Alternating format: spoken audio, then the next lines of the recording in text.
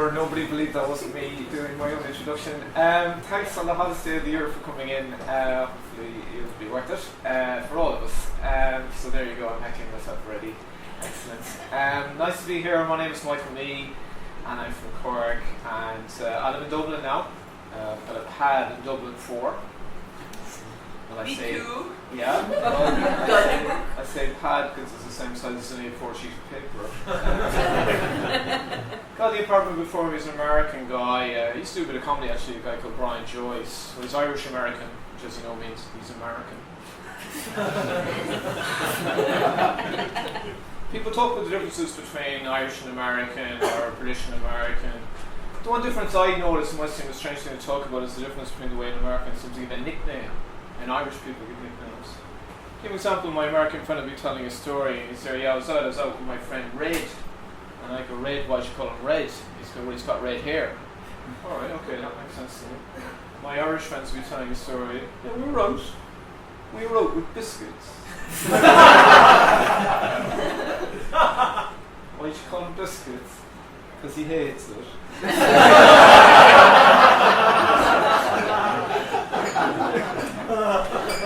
Friendship in Ireland is just one long provocation, basically. This American would slag, but he'd slag when I say a slightly formal way. He'd say something and he'd add something after it, almost like a contractual term. He'd go, I like your hair, not. That's apparently how Americans slag each other. Everyone knows where they are, everyone's on the same page. Everything Irish people say should have a knot hanging over it, kind of like a noose. If someone in Ireland says to me, I like your hair, I go, what's wrong with my hair? And a friend who's an American, and she was over here for a while, and she went back to the States. And I said to her, so anyway, what did you make of the Irish? To be honest, I was kind of fishing for a compliment, I suppose. I thought she'd say, oh my God, the Irish are so charming. Instead she said something quite different. She said, you know what? I found the Irish quite two-faced, actually. They turned on me just as I was about to go home. I thought that was a bit surprising. Then I talked to a few more Americans, they said a similar thing. Here's what I think is happening, I could be wrong. Here's what I think is happening. America comes along, they're in Ireland, they're the outsider, everyone's kind of treating them a bit like that. Then they're here for a while, people begin to accept them and treat them like everybody else. Here's where the trouble starts. You're in a conversational group, the American ventures an opinion, and one of the Irish goes, look who's talking to you, you fat fucker. The American is naturally mortally wounded. And the Irish person says something that I think is particularly Irish. Oh no, if I didn't like you, I wouldn't say it to your face.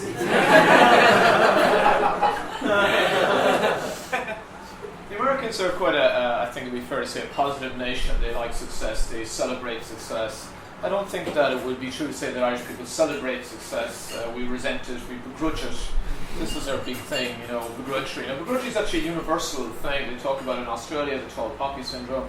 Irish people would say begrudgery, the Irish disease, we invented it, which proves our point of how begrudging we are, that we're trying to take all the credit for begrudgery.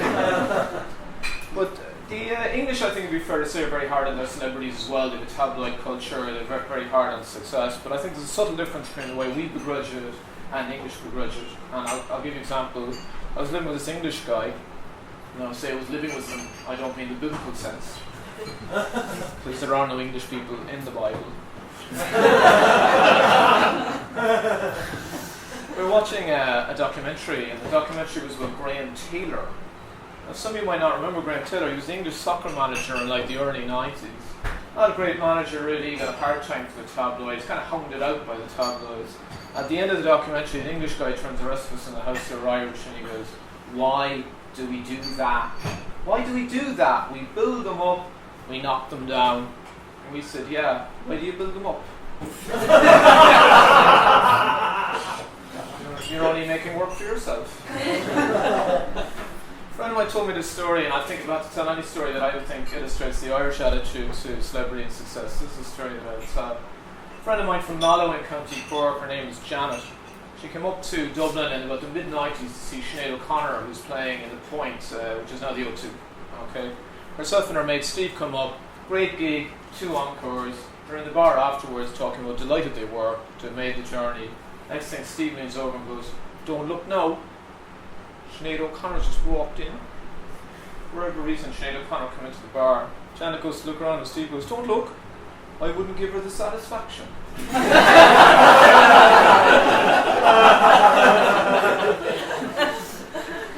Okay, a few minutes go by, Janet sneaks to look around. Everyone else in the bar is doing exactly the same thing. Here they are at a Sinead O'Connor concert, pretending they don't know who Sinead O'Connor is. And this is just the Irish solution to the problem. And it's funny because you read interviews with, say, American film directors or English actors, and they always live in like a little village in County Wicklow or County Dublin. And anytime they're interviewed, they always say the same thing. "I love living in Ireland. People here respect my privacy." They're ignoring you.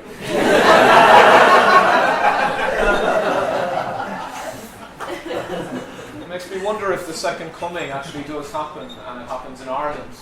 It might be a bit of a damn squib. Just imagine Christ walking around Dublin trying to find anyone who'll admit they recognise him. Be approaching crowds in O'Connell Street going, "I have returned." "Oh really? Were you away?" "You don't understand, I'm the Christ, I'm the Messiah. I've come back to earth to deliver mankind from their sins." "Oh Jesus, it's Bono."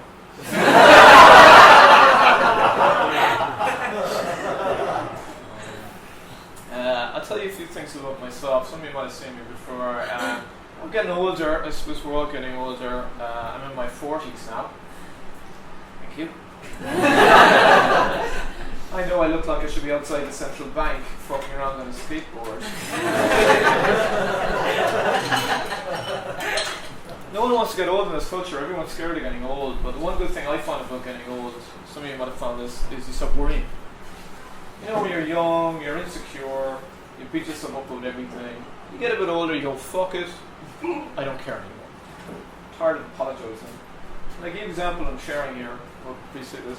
I spent years, literally years, hunting for the clitoris. I'm sharing here. Hunting for the clitoris, not being able to find the clitoris. I feeling kind of vaguely guilty and inadequate that I couldn't find the clitoris. Eventually came to a stage when, "Fuck it, maybe I just don't have one."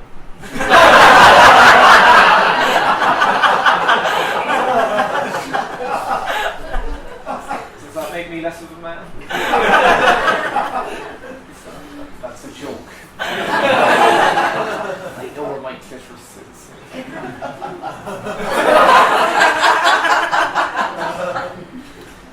Something else people do when they get a bit older, maybe they want to cover it up. A friend of mine did this recently, got a piercing. I think it's on the basis this was the kids are doing now, get yourself a piercing or tattoo, look a bit younger. I'm not going to get a piercing.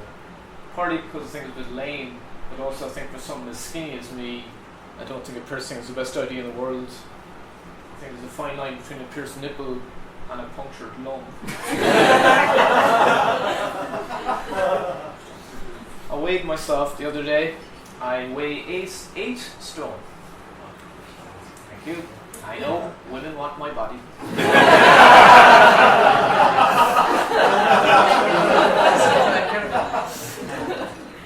And I'm single as well. I gasp with disbelief. People worry whether they're with somebody or not. You know, I try and be positive about being single. I tell myself that the bed is half full. or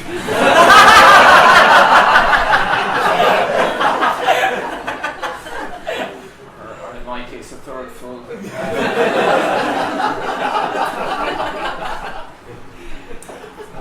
I grew up in Ireland at the age that I am. Ireland was very Catholic. I went to a single-sex school, male, unfortunately. I was really looking forward to going to college and finally meet girls. I think for Irishmen of my generation anyway, sex is the big issue. I'm not saying we buy it off the homeless.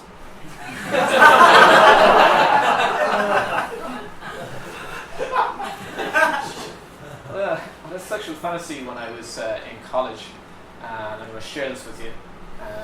Never found a woman to let me do this. Here's my fantasy. I wanted to have sex with a woman.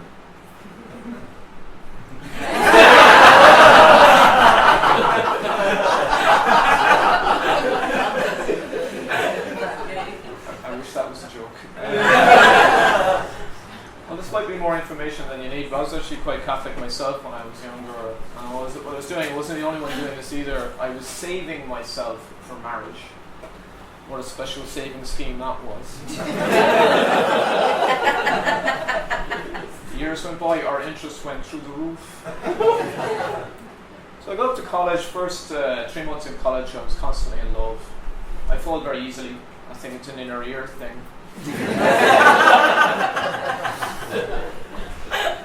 I found that women want to be my friends. I don't know if anyone had that experience. I got up to college, there's all these girls, so this is fantastic. Then maybe, with a girl I might want to take to the next level, and the girl would inevitably go, well, I can't go out with you, Michael. You're too nice. You're like my brother. Irish girls don't break your balls, they deflate them.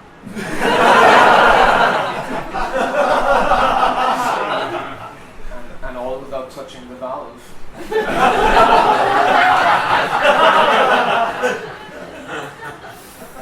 Being the age that I am, anyway, meeting a girl revolved at that time around the slow set. Now, for the younger people, the slow set is not a group of people.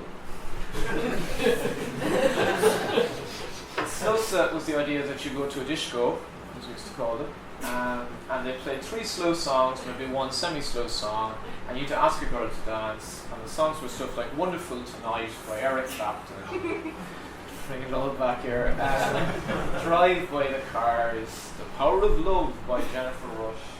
Even today, when these songs come on the radio, I begin to panic.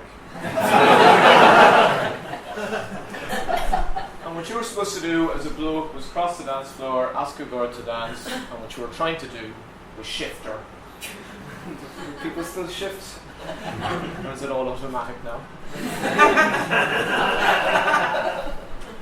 Just in case you haven't heard that word before, to shift, it's an Irish slang word. I suppose it means to score. In England they say, I pulled, which in Ireland is what you do when you don't score.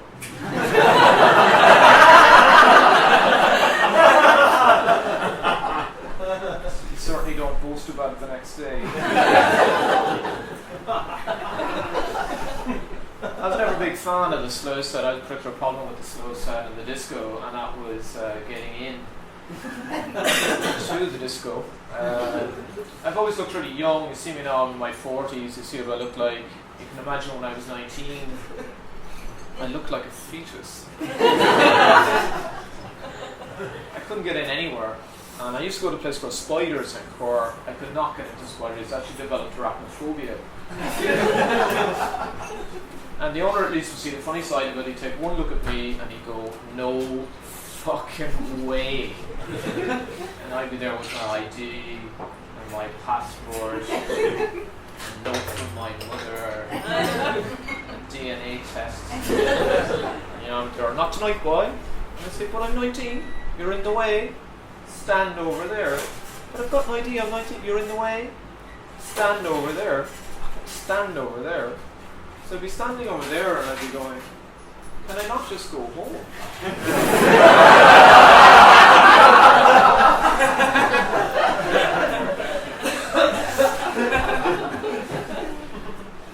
Ireland's changed a lot since those days, and one way I think you can tell that things have changed is by the way women dress.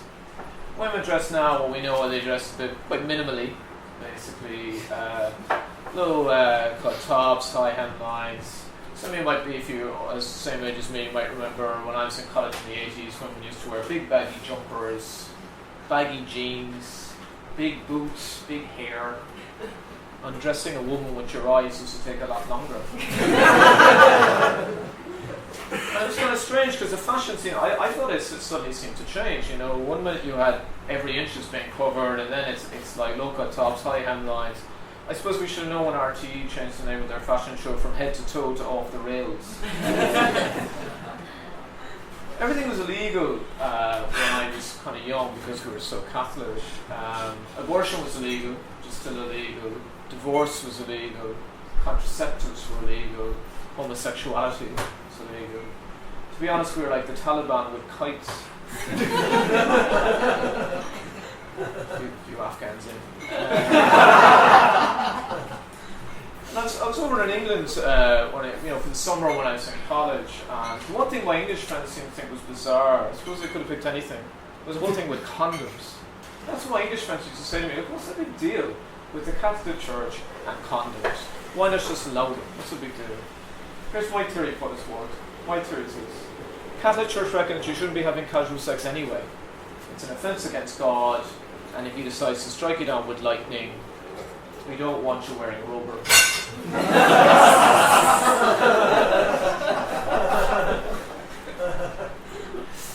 I had never seen a condom because they're illegal and for other reasons as well.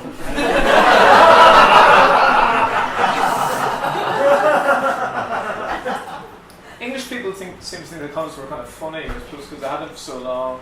I remember seeing an English comedian on TV around that time, and he said having sex wearing a condom is like having a bath with your socks on.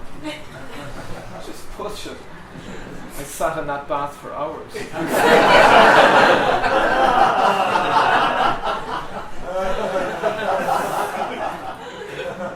The most controversial thing I remember from around that sort of time, I don't know, some of you might be the same age if you are from here, is Richard Branson announced that he was going to start selling condoms across the counter in the Virgin megastore. Does anybody remember that? Yeah.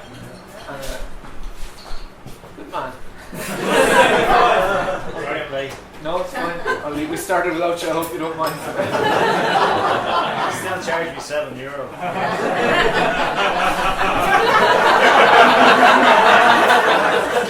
This is a lesson on collective responsibility because I was here. Like, I understand how the cabinet works. Okay. Good man, anyway, welcome. I'll recap a little bit. My name's Michael Mee and I can't get laid. There you go, you're up to speed. Anyway, I have no idea what's in that bag, but anyway, okay. What was I talking about? Oh yeah, so Richard Branson said he was going to start selling condoms, and there was war over it. Like, it might be hard to believe now. I remember my parents went nuts. My mother in particular was very upset about it. And he went to an RTÉ, Richard Branson, and he was a good man for a quote, you know. Sort of memorable quote, and he went to an Irish TV and he said, I want to make buying condoms in Ireland like buying a loaf of bread. And everyone went nuts, right, because they knew what that meant. If buying condoms was like buying bread, you buy them regularly, you wouldn't think about the moral consequence. I suppose you'd toast them when they went out to date. Feed them to the ducks in Herbert Park. And the way it was in those days was that, and I know we have a few English people here, I don't know whether you noticed this, but because we were so Catholic, if you wanted to sin as an Irish person, you really had to go to England. It was a trail of people on their way to England. You know, but if you're from Cork, where I'm from, Dublin might be far enough away from home. My mate lost his virginity at the Young Scientist exhibition. and got a B. That same mate did that thing where, you know, we used to work, there were college fees at that time, so we were working, he was working in London for the summer.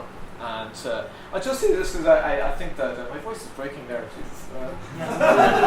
If you hear something drop during the gig, you'll know what it is. So anyway, you know, I don't have to explain that. We go to Boston or London to earn your college fees. So there's a bunch of lads from Cork went to England. My mate Kevin was one of them. And the first week, you know, I mean, basically you're drinking all summer. You know, when you're a student, you think the world owes you a liver. So they were in a pub in London and getting nicely juiced. And one of them went to the toilet and he came back out and he was kind of white as a sheet. And the lads went, "What's wrong with you?" And he goes, "You'll never guess what I just saw inside the jacks there." It was a vending machine selling condoms, which to us as Irish teenagers in the 1980s was like hearing there was a cocaine still. So what they did, which was probably a standard reaction, they bought as many as they could. I think the laws might change overnight, right? They just bought as many as they could. Now what they hadn't really realised was access to contraceptives is only half the problem.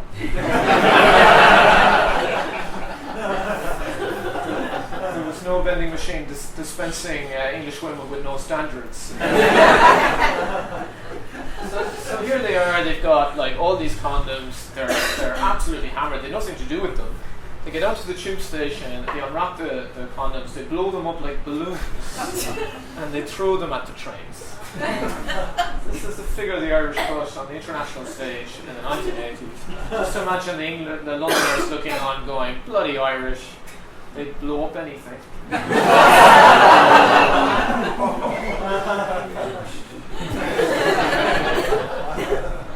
Almost a groan, but fuck it.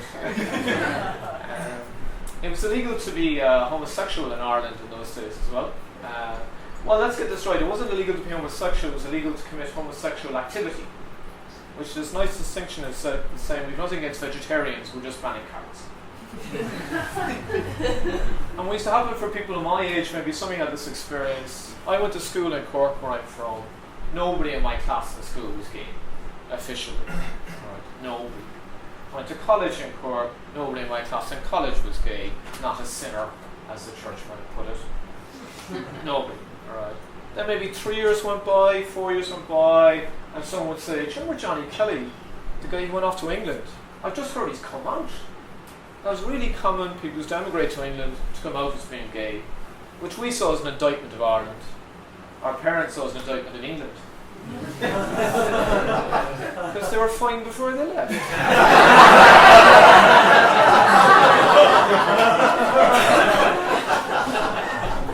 Something seems to be happening to them on the way over.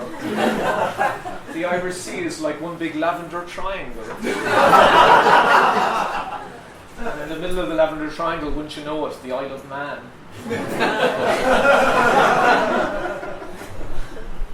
So I was at a kind of a funny stage because I was talking about, that I was kind of, a lot of the girls I was interested in wanted to be my friends. Guys started hitting on me.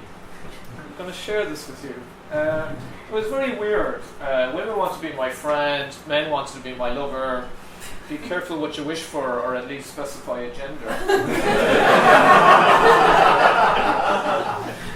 I'll tell you the first time it happened. I was in a place called DeLacy House in Cork, and myself and a few of my mates were out, and we were standing outside the men's toilets, which in hindsight was my first mistake. This guy came out, and he kind of walked into me, and I took a step back, and he goes, "Hiya," and I'm, "Hiya." And he goes, "I know you."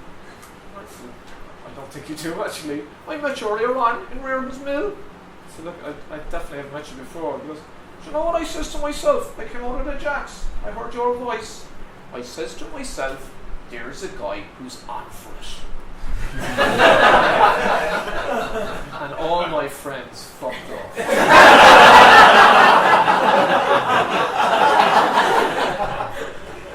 I'm standing there, this guy's looking at me.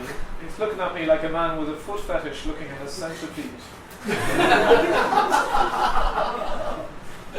So there's a girl with us, and I just grabbed the girl and I said, "Have you met my girlfriend?" I barely knew her. "Have you met my girlfriend?" He goes, "Oh, you're the girlfriend. What's he like? Do you know what I mean?" It was unbelievable, right? He followed me all night. It was really weird. And the funny thing was, he was a really tough-looking guy. Like, he was really quite tough-looking. So I think this was only happening because he was absolutely hammered. So the danger was, even if I went home with him, he might sober up in the middle and queer bash me. So what happened in the end was nothing. I said no. I was getting all this kind of hassle in college. Everybody heard about it. Everyone was slagging me. But Cork is quite a small place. I suppose Ireland's quite a small place. Funny weekend, I was out in Cork on the Grand Parade, if you know the geography of Cork. Next thing I saw, your man, the guy had been hassling me all night trying to get off with me. And I didn't really know what I was supposed to do. Like, I didn't really have time to cross the road. And I said, well, I'm not homophobic anyway. I don't want to do something like that. So as he passed, like, I just asked, what else can I do? And I went, how's it going? And he cut me completely, ignored me completely. And I was annoyed about it for weeks. I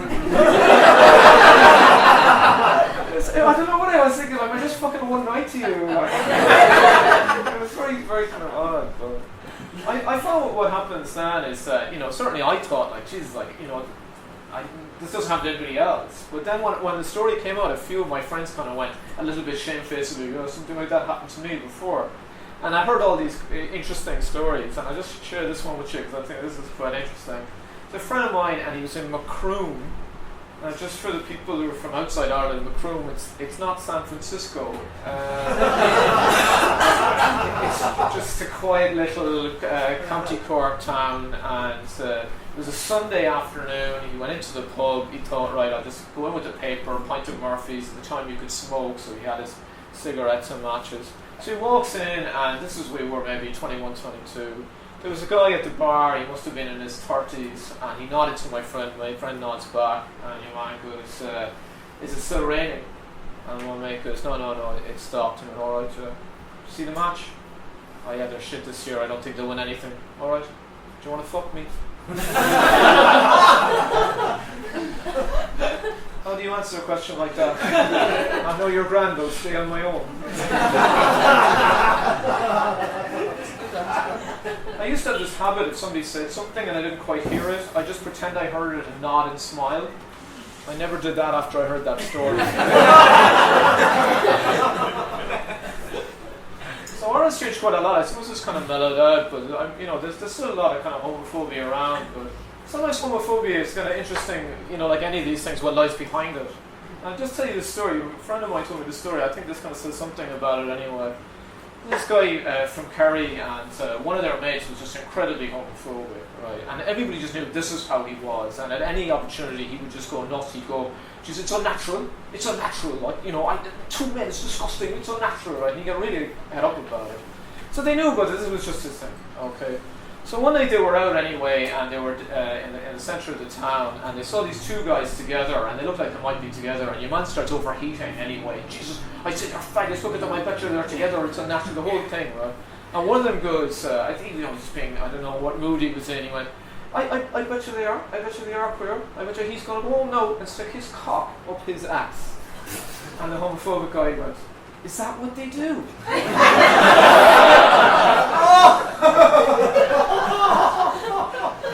And there was a silence, and one of the lads went, "Well, what did you think they did?" "I just thought they rubbed their mickeys together."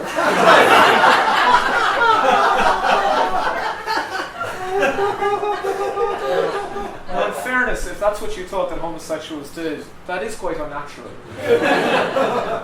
and a fire hazard.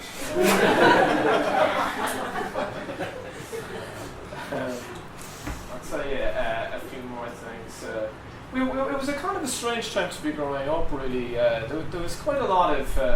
I know there's at least one English person here, because there's a friend of mine over from England.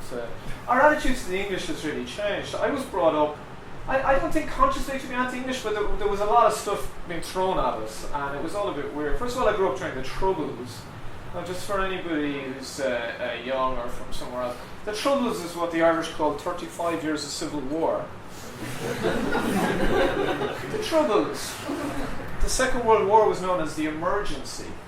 I think the Black Death was known as a spot of eczema.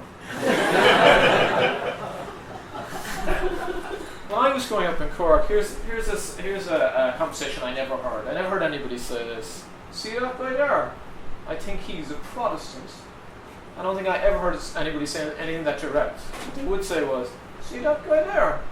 I think he kicks with the other foot." My mother used to say, "I think he's one of our separated brethren." So there was euphemisms everywhere, and the trouble is when there's euphemisms everywhere, you begin to see them when they're not there. For years I thought that getting off on the wrong foot meant having sex with a Protestant.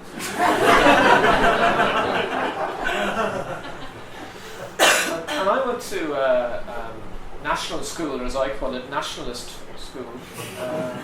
Very pro-Irish, very anti-English, really. Everything at the time was we're Irish, we're not English. This was the big thing. And we all loved soccer, but that was a foreign game. And foreign games had just, the ban had just been lifted on it. They used to be banned. Maybe some people don't know that. Up to, what was it, 69, 71 or something. If you played Gaelic games, you weren't allowed to play foreign games. And you'd be expelled from the organisation. And foreign games were soccer, rugby, tennis, hockey, oral sex, any foreign innovation. So we weren't allowed to play soccer when I was in national school, like primary school, and we all loved soccer, but we had to play Gaelic football. And I remember one of my first games of Gaelic football. I'm sure you've seen it on TV if you're not from here. And the ball was in front of me, and you're supposed to raise it and get it into your hands, but it looked kind of hard to me. I was about 7 or 8 or something like that. So I just kicked it ahead of me on the ground, and I started chasing after it. I started making a bit of progress. And the teacher started shouting at me. He goes, pick it up, like this. And I was making a bit of progress, so I just kept going. Next thing, he blew the whistle and gave a free against me. He goes, what are you doing?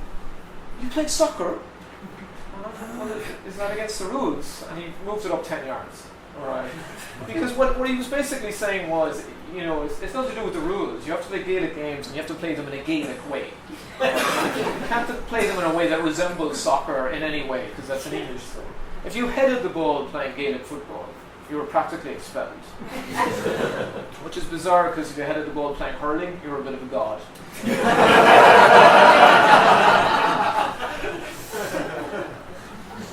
We had a principal in our national school, and every so often he'd call in, and he'd always give us the same pep talk. Because we were saying kind of the atmosphere in the 70s, it was all a bit weird. And this was the pep talk he'd give us. He'd come in and he'd go, right now lads, every Sunday, what do? We go to Mass. Because we're Catholic, we're paying our respects to God. Do you know what an Englishman does on a Sunday morning? He washes his car. It was the disgust with which he said that he washes his car. For years I thought that please wash me was sectarian graffiti.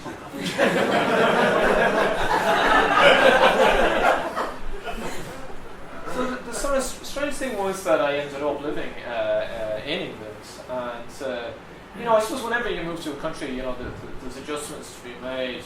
And the first kind of time I kind of noticed that because you think like, well, it's English speaking, we know all all right, okay. I thought it was somebody else arriving in going, I got charged €7, you fascists. But I was living in a place called Herne Hill, which is not far outside Brixton. So I got on the bus, and I didn't know how much it was. So I said to the bus driver, Herne Hill, please. And he looked at me and he goes, what? And I went, Herne Hill, please. He went, what? And I went, Herne Hill. I was literally sitting there repeating Herne Hill. And then I got up my A to Z and I literally pointed at it. And he goes, Herne Hill? Why didn't you fucking say Herne Hill? And I was going, I'm saying it right.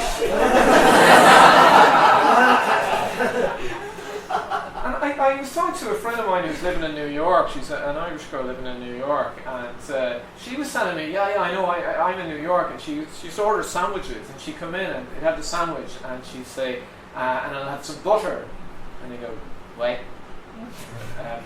butter, what? Bada. Oh, bada. Oh, so this is the dilemma that you face when you do move abroad, right? Do you keep saying it the way that you think it should be said and endure everybody going, what? Nobody will be able to understand you. Or else your other alternatives is go, fuck it, I'm just going to, when in Rome, live like the Romans, I'm going to say Herne Hill, I'm going to say bada instead of butter, and then I'll never go home again. Because you just know that when you're going to come home for Christmas, crowds will gather and your friends will go ask him where he's living. Go on, say it. You didn't say that the first time. No, go on. Anyway, I used to see how much time I've done. Oh, okay. I used to live in a place called Limerick. Sorry, all the Irish are going, yes, we've heard of it. I'm from Cork, but I've actually lived kind of a number of places. I was actually born in Canada, and I came over to Ireland when I was a small boy, if you can picture me.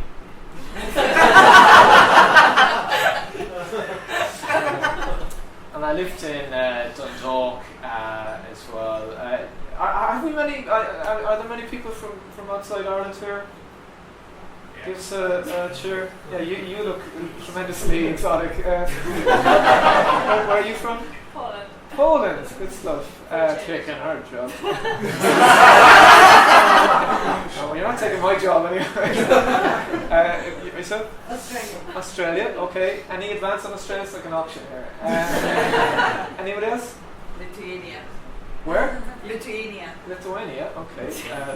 Pronounced, I'd say, as it's supposed to be. Yes. Belgium. Where? Belgium. Belgium. Okay, I'll actually get a joke about that. We can stop there. How about yourself? Scotland. Okay. We don't have to go to everybody, but there's actually quite a lot of people who aren't Irish here. Okay.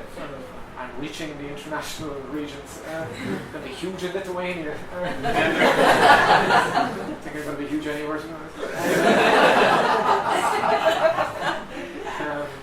Okay, well, I'm just curious whether I have to explain stuff or not. I used to live in Limerick. You're laughing already. Yeah? Oh, are you from Limerick? Or? Oh,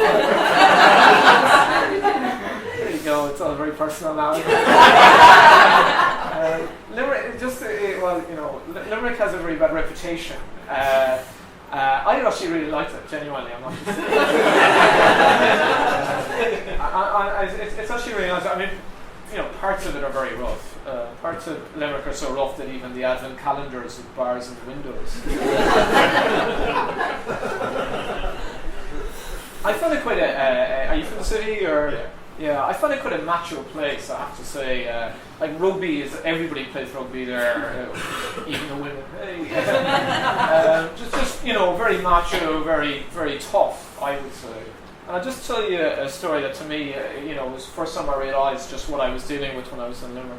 I was working at the university in Newell, and I was in town with a few friends of mine, and we were going home, and we passed this pub, and my mate is from Limerick, so he knew the barman. So chatting with the barman, the next thing this drunk arrived, really full-time, professional, devoted his life to it, to be fair, and so he starts trying to get in, and the barman goes, "We're closed," and he goes, "You're serving him?" I'm not serving him, I was chatting to him, and my mate goes, "Oh, never mind, time for bed."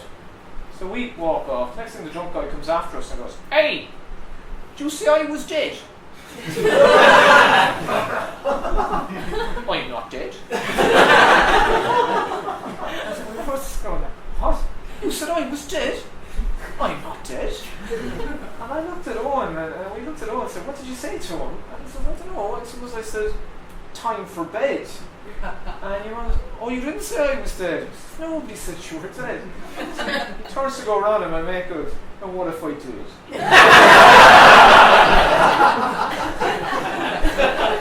And your man goes, "But you didn't." And then he goes, "Yeah, but what if I fucking did?" Limerick's the only place you can get the shit kicked out of you hypothetically.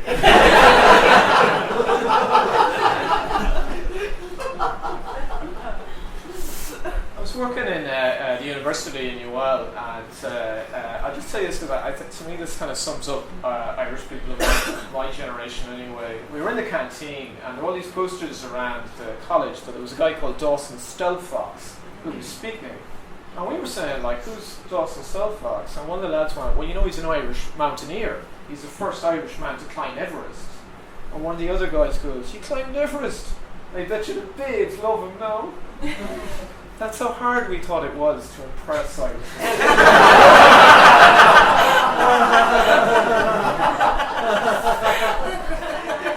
To climb the highest mountain in the world, and an Irish woman would still go, "Oh, really? You climbed Everest with or without oxygen?"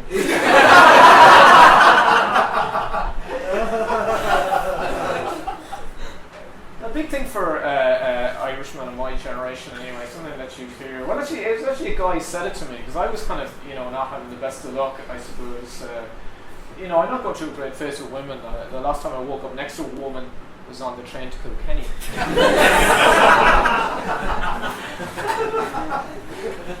So anyway, I was basically complaining to this friend of mine that things weren't going that well, and he goes, "It's Irish women, boy. Don't worry about it. It's Irish women, they're hard work." Now I was kind of surprised by that, because when I think of the Irish girls I've gone out with, I wouldn't call them hard work. Hard work never hurt anyone.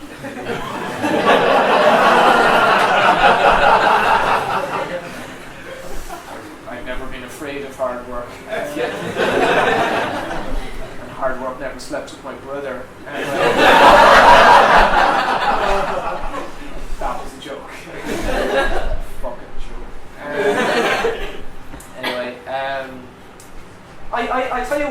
theory, because I've heard this from a number of Irish guys, and I know where the theory comes from, right? The theory comes from this, that Irish guys, especially, we grew up during AIDS and everything, the whole works, right? And the Catholic Church, was fucking... Anyway, I'm going to stick it in bitter now. It's poured at the wrong fucking time. But anyway, I just throw this in, this is probably not even interesting, but I was talking to a friend of mine. That's what I find a lot of 40-somethings. Is it was really Catholic. Like we were just going like, just imagine if we had like things seem to it's like to us it's Sodom and Gomorrah outside, everybody shagging each other. And I said to my mate, like, can you imagine if women dressed the way they dress now when we were in college? And my mate from County Kerry goes, well, you'd have exploded.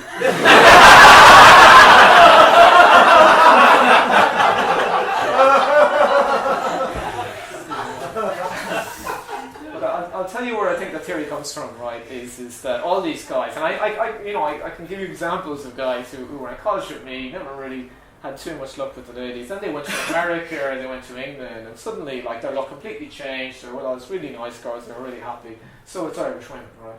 I think that's the theory, right? But here's what I think they're missing out one factor, and that's the Irish accent.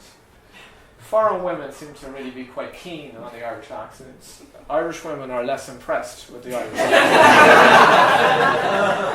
Because they have one themselves. No Irish woman's ever going to say to an Irish man, oh my God, I love the way you talk. You don't talk, you sing. And that's the problem. Foreign women listen to the melody. Irish women listen to the lyrics.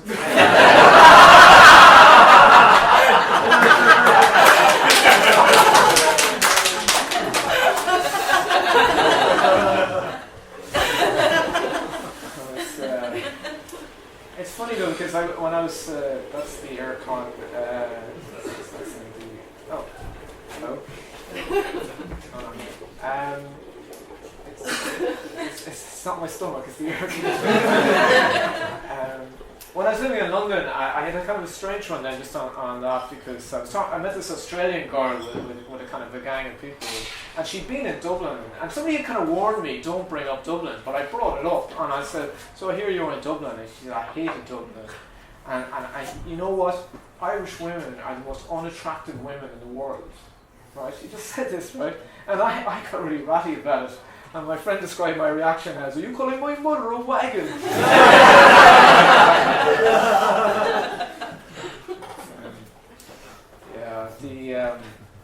I think, it's probably inevitable that, well, certainly in Ireland anyway, that you look at other countries and go like, oh, it must be so much better to be French or whatever. They seem to have much more great attitude to sex and so on. And one thing I was impressed about the French was, I heard this, maybe this is common knowledge, that the French expression for orgasm is the little death.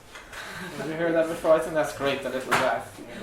It implies that masturbation is a form of suicide. And it's certainly a cry for help.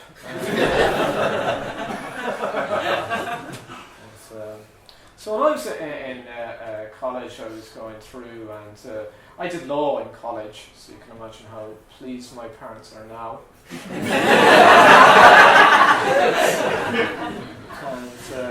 a lot of people in my class, their ambition was to be a barrister or solicitor. My ambition was to end up on the flower wall in the college bar. Now, there might be one person chuckling there. I'll just explain if you didn't go to college in Cork. First of all, what's a flaw, I hear you ask? A flaw is a Cork. Well, I'll give you an example of a sentence with the word flaw in it, and see can you judge from the context what it means. Jesus, look at your one now. She's a flag. Okay, it's a blood donor. Right, a flower means like a really good-looking ride or whatever. And the flower wall was a wall in the ladies' toilets in the college bar of UCC when I was there. And written on the wall, there was a lot of fuss about this. Somebody wrote an article in the Gazette, in the College Gazette about it. And what it was written on it would be any information on Pat Kiley, Law 3, and under it would be, yeah, isn't he a fla? And someone else would go, you can see him coming out of lectures in the Bull on Wednesday at 3 o'clock. He's really good law, It was like an early search engine. Some kind of 80s version of Google, like Go Ogle. So everybody started talking about this because the article came out and everyone was talking about that, and I kind of thought, geez, I'd like to be on this, like, you know, I mean, because I was a bit discouraged how things were going, and I thought, you know, I was like 18 or so, and so maybe I'm not kind of attractive, maybe this is not going to happen for me. And then someone told me that the lead singer of Simply Red was sexy. And I went, fuck it, we've all got a chance. So I was at a party and there was a few girls around and we were all chatting, and someone mentioned the flower wall, and I was a bit drunk, and I said, do you know what, I'd like to be up there. And they went, do you know what, we'll put you up there. And I went, no, M-E-E. So this was grand, drunken conversation, taught them more about it. Following day I was on campus and I met them and they went, you're up there, you're up on the flower wall. And I went, oh Jesus, really, you put me up there, what did you say? This is what they said, right? Next to Brian Quigley, what a screw, right? Michael Mee, he's great crack on a night out.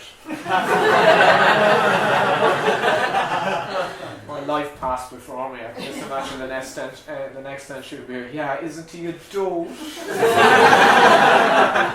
He really listens.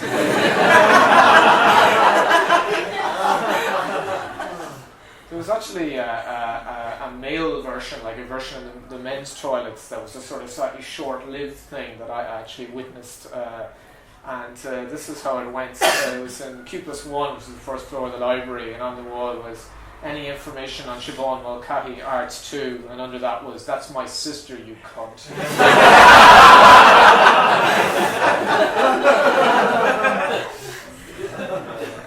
I apologise for the use of that word, I don't like that word. I like the concept, though.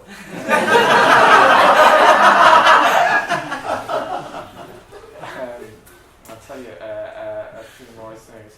I think, I suppose as you get older, you begin to know yourself a bit. I think that I'm quite a cautious person. I think my mother is, my mother's really kind of a product of the whole, you know, because like, I've talked about how Ireland has changed. There's a whole generation, like my mother's generation, who never signed up for any of the change, you know, at all.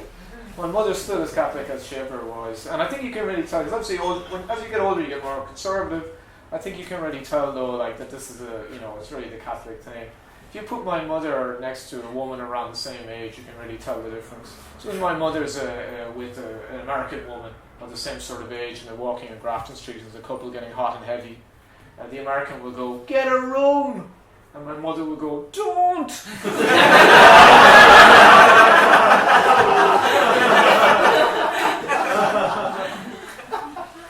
I kind of have a lot of time for, in a way, even though, you know, there's a lot of it, you know, I think I'm kind of glad that we kind of escaped it, but I kind of like, because like the whole country, if you're visiting, you probably know that we had about fucking 3 years when everything seemed to be going well, but it was all bullshit and now and but everybody got really, really arrogant and really overconfident, and it was really weird to see Irish people who were so like sure of the future and sure of everything. Because I was going home, if I went home to Cork to stay with my mother, and at the end of the night I'd say to my mother, I'll see you in the morning, and my mother would go, please God. You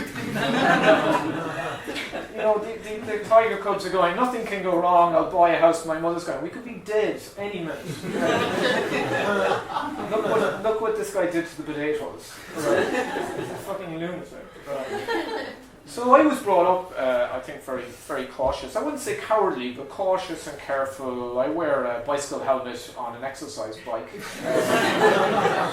You know, just very cautious. And I'll just tell you the story because I think this kind of maybe is when I realised that. I was down in Cork one Christmas and I met a friend of mine, and I said to him, you know, how's it going? And he says, not so good, actually, I got mugged.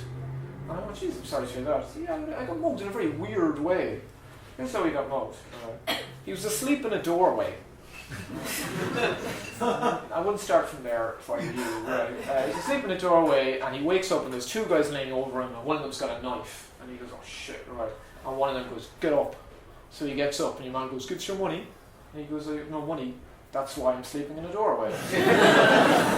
And he goes, all right, give us your ATM card, give us your bank card. So my mate looks at him, one of them's got a knife, so he hands over his ATM card. Your man goes, all right, what's the number? And my mate goes, 8750. He goes, all right, what's it backwards? And my mate goes, what? You could be lying. Works it backwards, and we'll make it 0578. Alright, add the first 2 digits. And add the second 2 digits, right? My mate's there, he's still drunk from the night before. He's got €10 on his account, he doesn't mind being wrong. The lads are getting into quadratic equations. So he told me this story, and I was there, Jesus, the Irish kind of Cork mugger has kind of gone up market. This is market research, I never heard of this. No, I wasn't saying, I think I must be very careful and sort of nervous, because that night, without even thinking about it, when I was in the pub, I concocted a false bank card number, and I learned off all the maths. I'd be in the bar with a friend of mine, and I'd be going, 4088. 8804, 16, x equals 7. I was doing this all night, right? And you'll guess what happened? Nothing. Nothing happened, right? Walked home, stopped for chips, no one went near me, but I spent the rest of Christmas at home trying to remember my real bank card.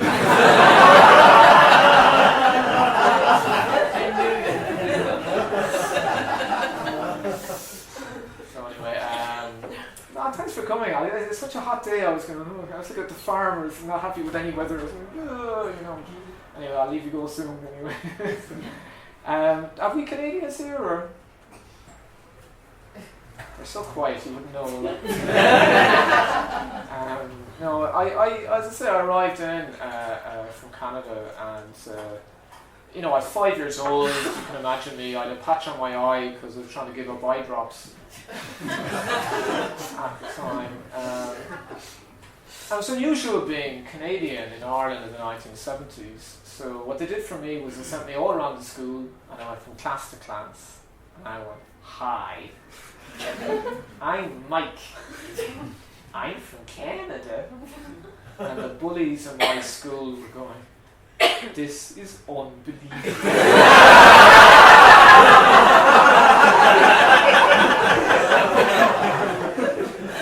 Are they sending them door to door now? Look at the size of him, he's 2'2". What's his name? Michael Mee, for fuck's sake. Mr. Ambassador, you're spoiling us. And the one thing I remember from coming over, I suppose there's a lot of things that could stick in your mind. I was coming from a very different culture. The one thing I remember is a football chant for the local football team. This is a bit silly, it was the one thing I remember. The team was Cork Hibernian, this is how long ago it was. We're called Cork Hibs.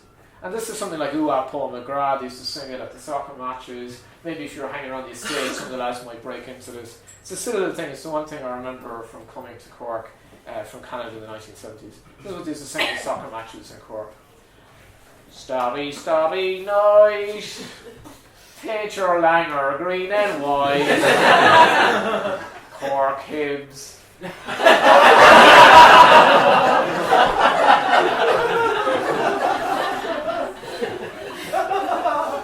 Just in case you haven't heard that word Langer, it's a Limerick word as well. Have you heard it? Yeah, they're very proud of it over there. So, everybody thinks that Cork people that's all we say is Langer, right? Sometimes I'll be introduced this as a comedian from Cork, and some dog will go Langer. It's fucking hilarious. It's bizarre because I'm from the south side of Cork. I say Langer.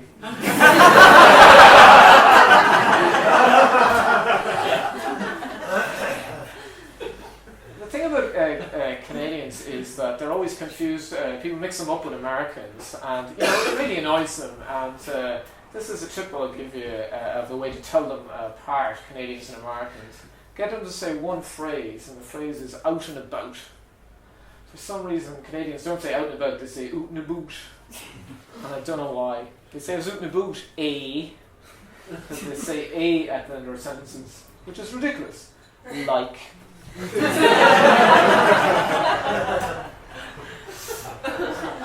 One way that Canada is like America is the consumer culture. The customer's always right. You want to go to a movie in Toronto, certainly when I was there, all you have to do is pick up the phone. There's a guy on the other end of the line. Hello sir, what area of Toronto are you in? What kind of movies do you like? Can I make a recommendation? Free, fantastic. Myself and my brother were over there. My brother's doing a PhD over there, which is unfortunate because her name is Mee, so now he's Dr. Mee. So anyway, fantastic consumer culture somewhere in Canada. Then we went home to Ireland, we went home to Cork. Slightly different way of doing things where I'm from. Following year, Easter Sunday, thinking of going to the movies. I was thinking it might be shut. Better give it a back. Rang up, this guy answered. I said, hi, listen, I'm wondering, is the cinema open today? And the man goes, well, looks like it.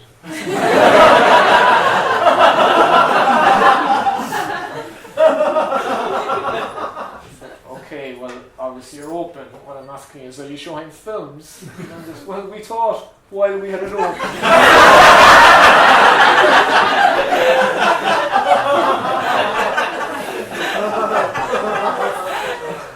That's the difference in North America. The customer's always right. In Cork, the customer's a bit of a prick.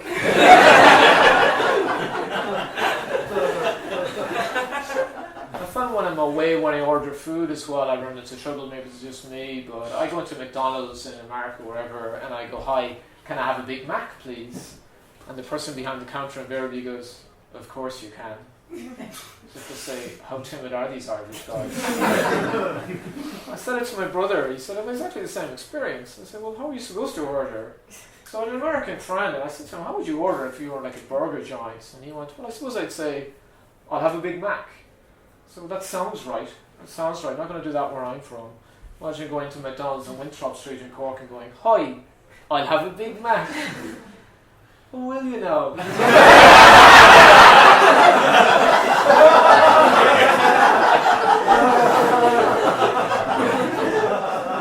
You're a fierce fucking cocky boy.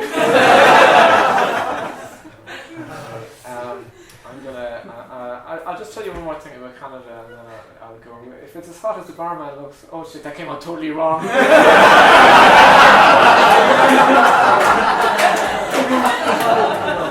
Take the compliments. Why couldn't you be fucking ugly? Anyway, you know what I meant.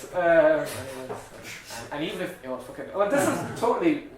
I'm just gonna throw this in, but I don't know if this is funny, but my family thinks this is funny.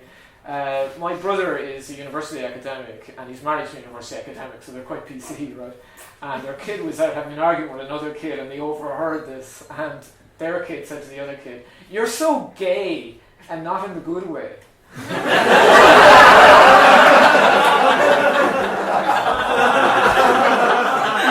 Oh, they're so proud.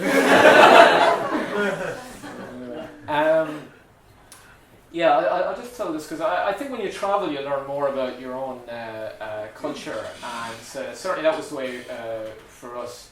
When some of my brother were in Toronto, as I say, and we're talking to these Canadian friends of ours, and they have these newspaper machines, and I've been seeing these, and we said to our Canadian friends, sorry there, these newspaper machines, how do they work?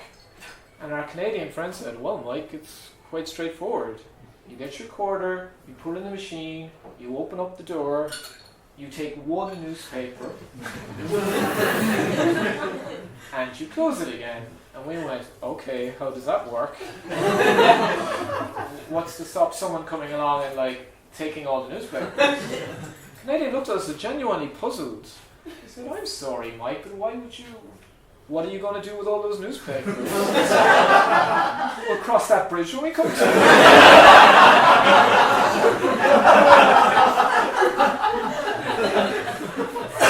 First things first. First week in Toronto, we took 2 newspapers because we could. Teach these Canadian fuckers a lesson. I remember I got back to the apartment, I looked at my brother and went, oh my god, why did we take 2 newspapers? We wouldn't read one of these newspapers. There's nothing in them. Why do we take 2? Is this because we're Irish? Because obviously the Canadians live like this. Then we went home to Ireland, we passed through Dublin, we passed through Connolly Station. Don't know if any of you remember Connolly Station in the early 90s. The Evening Herald hut was chained to the railing.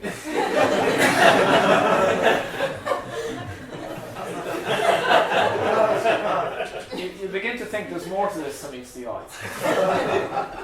Following year we went interrailing in Europe. That was interesting. I don't think any of you travelled much in Europe.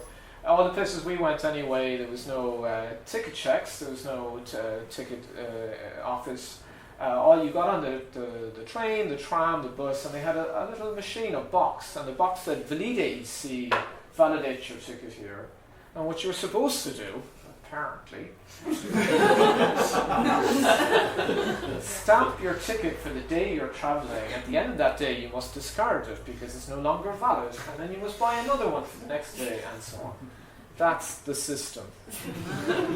Any Irish person I have ever met on the continent, of any income bracket, any moral stance, they've all looked at this system like Houdini looking at a granny knot. Just gone, where's the fucking challenge? You get one ticket for your entire time away. And occasionally what will happen, I've seen this happen, an inspector will get on. What does the Irish person do when an inspector gets on? You pretend you didn't understand the system. That's where the English got the impression the Irish were a bit thick. All they say was Irish people going, oh Jesus, you stamped it. I've never worked that one out on my own. Their buildings are just so big.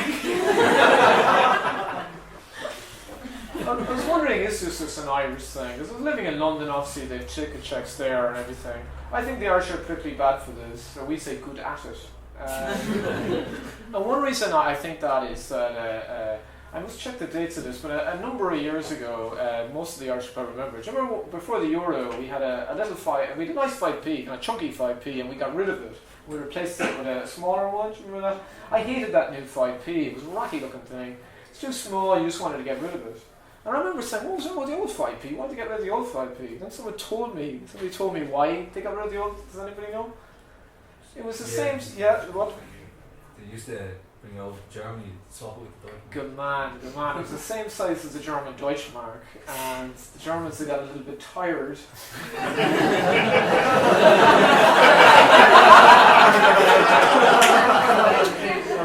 Opening up all their phone boxes, all their vending machines.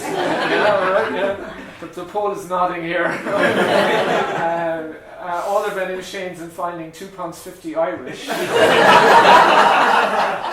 and the chocolate button.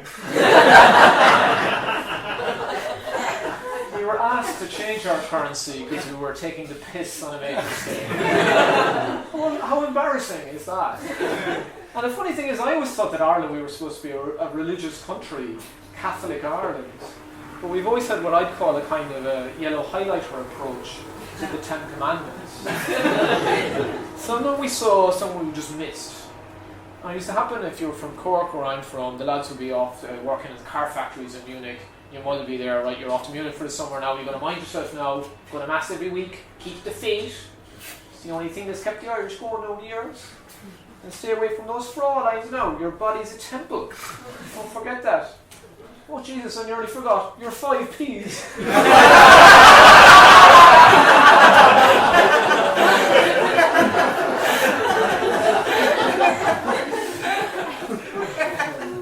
I get to do a bit of travel with the comedy, and sometimes it's interesting the feedback you get about stories or whatever. And I played a festival in New York a few years ago. And afterwards, it was New York and Boston, and there's so many Irish and second generation Irish in Boston.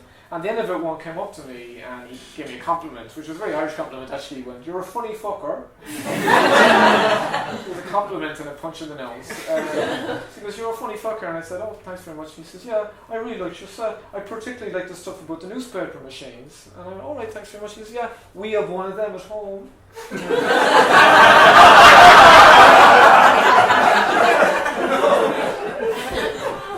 Unbolted the whole machine. There was me with my 2 newspapers because I'm fucking mad. I think it's only a matter of time before the Spire in O'Connell Street turns up in a bedsit. The other story that I heard, which was close to home, I was doing a gig in city limits in Cork, and this girl came up to me and she said that she'd been in Munich around that time before the currency changed.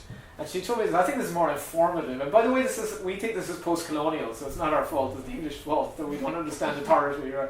It's not our fault, right? She was in Munich around that time, and a rumour went around the Irish community that the Germans were onto us. And here was the rumour. The rumour was that you go into the phone booth, you put in your illegal 5p, a siren would go off. The doors of the booth would shut, and you'd be stuck. Alright. Someone would come along and arrest you and maybe deport you, who knows, but you'd be in a lot of trouble. And I said, well, obviously that was the end of that. And she went, no, it wasn't. All it meant was we rang home like this.